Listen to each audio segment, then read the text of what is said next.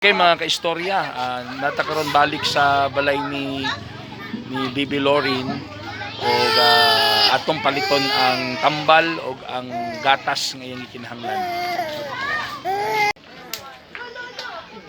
Oh, yes bata eh. Ato nang paliton mga kaistorya ay ang tambal ha. Mga kaistorya, usa pa sa problema. Ang lola, di man di ka ba lumubasa? So di ka ba lumabasa ani nga mga reseta, ma'am? Dili ka tudluan ra ko.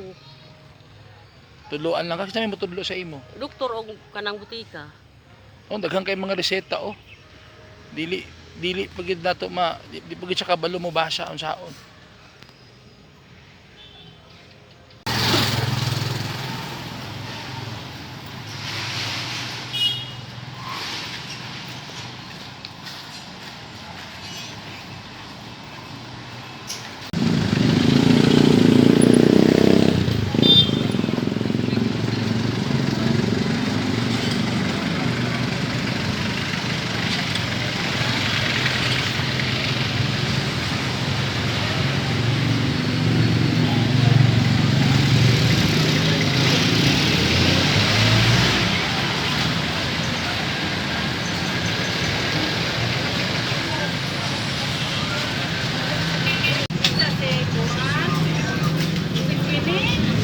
Mga kaistorya, nagpaabot kami diri kay wala daw available na tambal katong sa Seashore.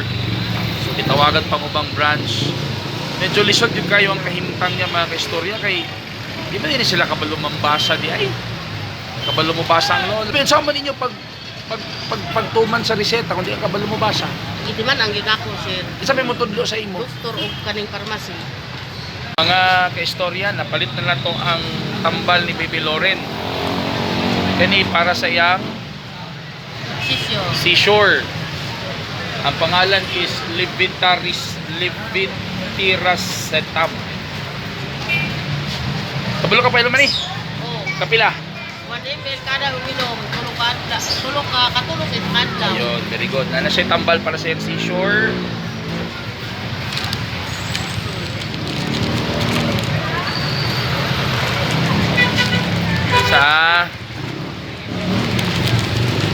Isa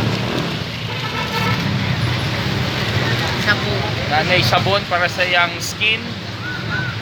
Madam, dili ko gusto nga pagbalik na ko pamit ng bata ha. Oh. Dapat limpyo ha. Oh. Di ko magsaba karon sa kumadto. Oh, sir. Ha? Oh, di ko gusto nga tumpay ka ganyan yung ipasagdan ng bata ha. Tapos na ay para sa eye drop sa baby. Carbomer. Kani para sa man eh. Mata gyapon. Para yapon siyang mata. Oh, mata. Oh. Okay nida yung gatas na pagkaon sa baby. Kay dili man pwede mo kaon ng baby hard food kay naka NGT man siya. Okay? Oh. Tapos bugas. 5 kilos para sa pamilya. Kaluwang pa ko karong panihapon. So, what's may mga istorya? Salamat sa naghatag. Salamat, daghang salamat. So, na-extend kaning gatas pila ra ni. Kung tinuoron nimo. Pinudong din ako, 5 ra gyud ka adlaw sir. 5 ka gabi, 5 ka adlaw. Okay, sa gatas lang mga kaistorya, mga 1,400. So, ibuta to 1 week. So, sa gatas lang nasa mga 1,004 times 4 nasa mga 5,000. Gatas lang sa baby. Wapay labot ng yan.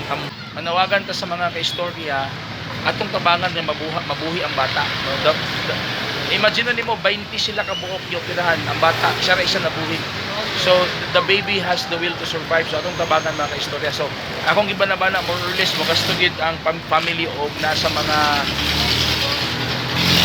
10,000 a month. 10,000 a month para ma-sustain na to ang needs sa bata. Okay. Okay.